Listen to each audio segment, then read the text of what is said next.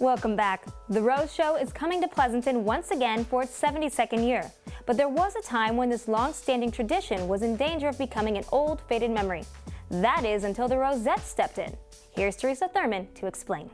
The Pleasanton Rose Show started back in the 1930s when Harry Harding, he was a president of a local bank, would give rose bushes to his customers to show his appreciation for their patronage.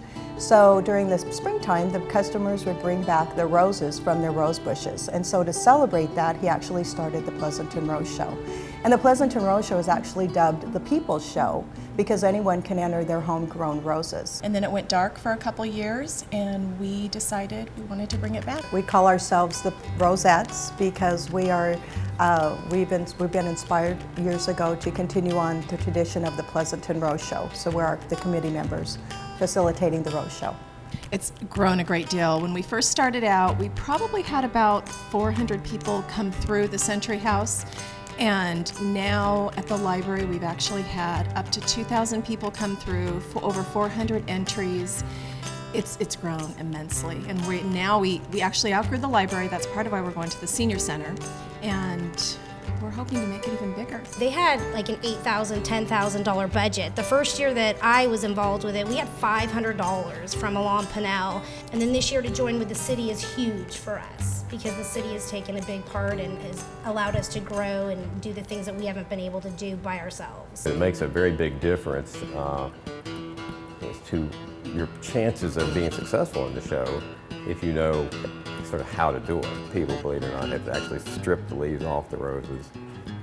Don't do that. The most beautiful rose is one in which the foliage and the bloom are in proper balance and proportion. The day of the Rose Show is on Mother's Day weekend, so seeing the grandchildren and the parents and the grandparents and the great-grandparents celebrate in one venue at one time is just wonderful. And that's why we like to continue, and we are inspired to keep the Pleasanton Rose Show going.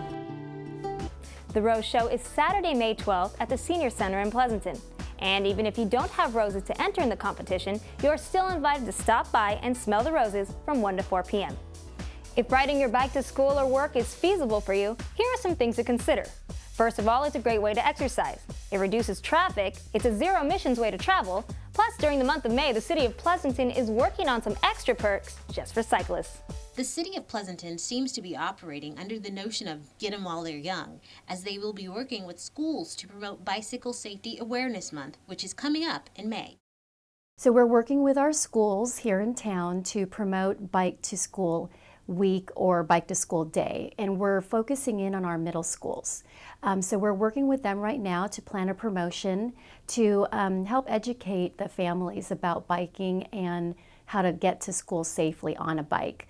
At Foothill High School, we're also planning an Energizer station because there's a lot of traffic on Foothill Road, and we're really trying to get more kids to bike to school. So what it's going to be is a station located at the front of the school where students, after they bike to school, they can go and get food and drinks.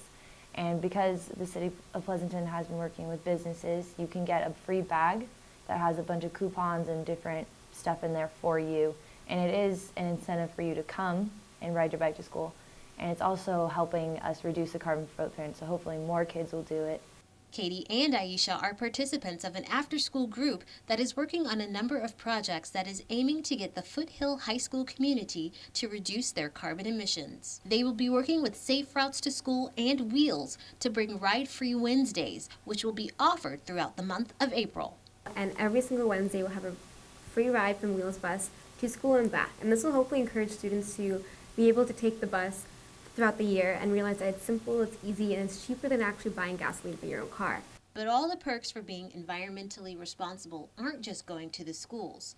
The City of Pleasanton, along with Dublin and other organizations, will be setting up an Energizer station at both sides of the Dublin-Pleasanton BART station on May 10th from 7 to 9 a.m. For other ways on how to reduce emissions when traveling, visit PleasantonGreenscene.com and click on the Transportation tab.